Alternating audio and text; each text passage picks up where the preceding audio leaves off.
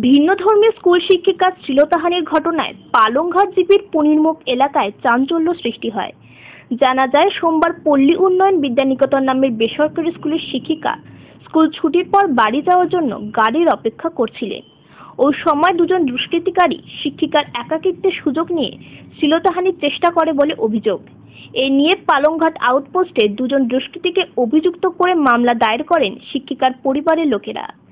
এজাহারের ওপর ভিত্তিতে পালংঘাট আউটপোস্টের পুলিশ ওদিন রাতে দুজন দুষ্কৃতীকে গ্রেপ্তার করতে সক্ষম হয়।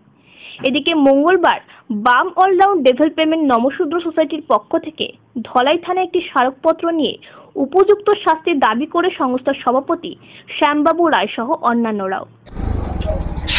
আজ আমরা 19 নভেম্বর, গত 18 নভেম্বর সোমবার দিবস আমাদের পনিরমুখ গ্রামে পল্লী উন্নয়ন বিদ্যানিকেতনে প্রাইভেট স্কুলে চাকরি করা এক শিক্ষিকা, নাম সুস্মিতা বিশ্বাস, পিতা বিধানচন্দ্র বিশ্বাস, সাং রুগ্নি প্রথম খণ্ড।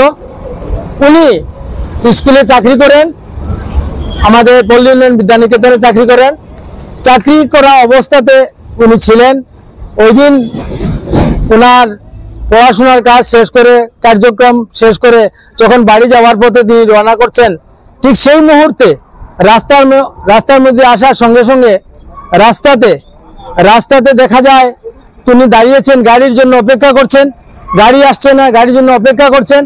ঠিক সেই মুহূর্তে ওই জায়গাতে দুইটি দুষ্কৃতকারী ছেলে আসে। একটা নাম হলো মেহবুব লস্কর, পিতা নুরুল হক লস্কর, আর একটা ছেলের নাম হলো আবু সালে লস্কর, পিতা জলিলউদ্দিন লস্কর। তারা দুইজন আসে এবং আসার পর মেয়েটাকে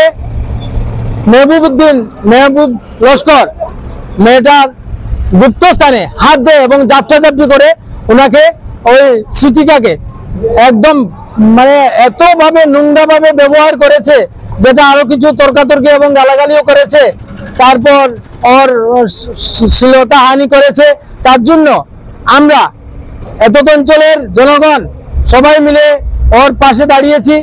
আমরা চাই আজকের দিনে ওই দুইটা ছেলের উপরে কেস হয়েছে, ওদেরকে পাকড়াও করা হয়েছে, ওদের দৃষ্টান্তমূলক শাস্তি হোক।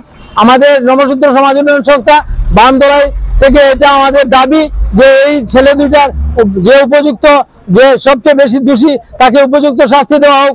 সেই শাস্তির জন্য আমরা আসাম সরকারের সর্বস্তরের পুলিশ কর্মীদের কাছে আমরা বিনম্র আবেদন জানাচ্ছি।